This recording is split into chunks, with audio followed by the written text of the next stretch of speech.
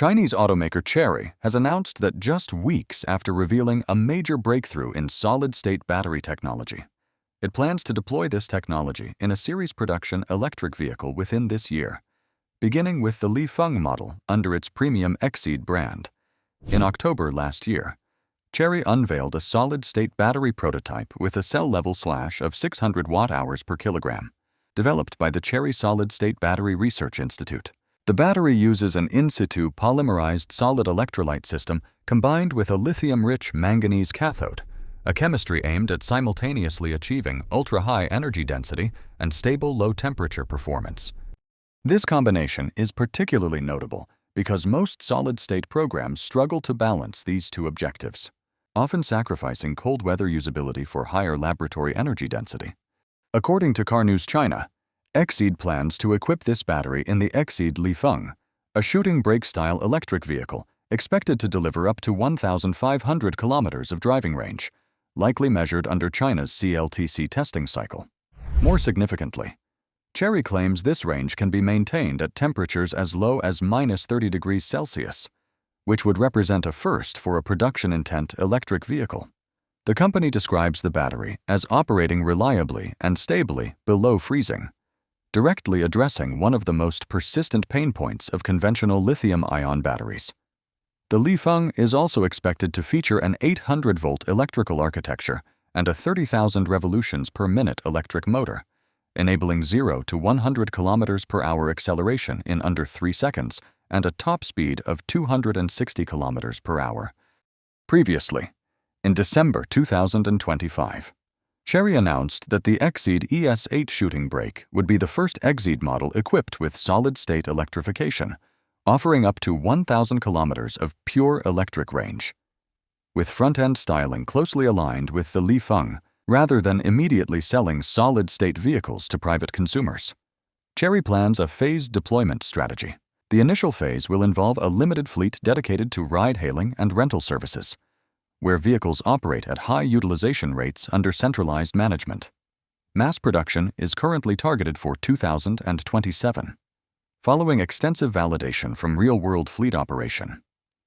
There are 3 core strategic reasons why Chery is pushing solid-state batteries into real vehicles earlier than most competitors, and they go far beyond simple technological ambition.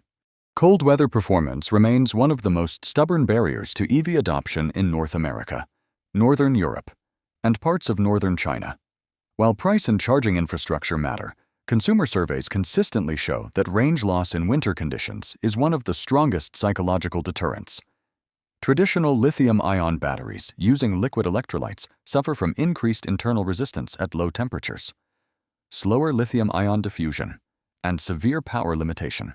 In extreme cold, usable range can drop dramatically, and fast charging becomes impractical or unsafe.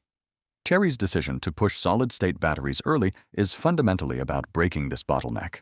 Solid electrolytes, particularly polymerized or hybrid oxide-sulfide systems, can offer more stable ionic conductivity across a wider temperature range. If Chery's -30 degrees Celsius claim holds up in real-world operation, it would represent a structural advantage rather than a marginal improvement. This is not about adding more battery capacity to offset winter losses. It is about preserving electrochemical efficiency when conditions turn hostile. From a market perspective, this matters enormously. Tesla, BYD, and most current EV leaders still rely heavily on LFP or NCM lithium-ion chemistries that struggle in deep cold. Thermal management can mitigate some losses, but at the cost of energy consumption and system complexity. A battery that inherently tolerates sub-zero operation, simplifies vehicle design, and improves customer trust. In effect, Chery would not just be selling a long-range EV. It would be selling predictability, something cold climate consumers value more than headline range numbers. A critical detail often overlooked in headlines is that Chery is not launching solid-state EVs directly to mass-market consumers. Instead, it is deploying them first in ride-hailing and rental fleets. This is a deliberate and highly rational move. From an engineering standpoint, there is no better stress test than a commercial fleet. Ride-hailing vehicles accumulate mileage rapidly, experience frequent fast charging, and operate across a wide range of temperatures and duty cycles. This exposes weaknesses in cycle life, thermal stability, interface degradation, and power electronics integration far faster than private ownership ever could. Importantly, this data is collected in a controlled environment, with vehicles monitored continuously and maintained by trained operators. From a business perspective, the logic is equally compelling. Early-generation solid-state batteries are expensive to manufacture, with low yields and high capital expenditure. Private consumers are unlikely to tolerate high prices or experimental limitations. Fleet operators, however, evaluate vehicles based on total cost of ownership, utilization rate, and energy efficiency.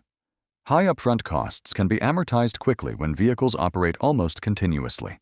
In this sense, fleets allow Chery to finance the maturation of solid-state technology using real revenue, rather than treating it as a sunk R&D expense.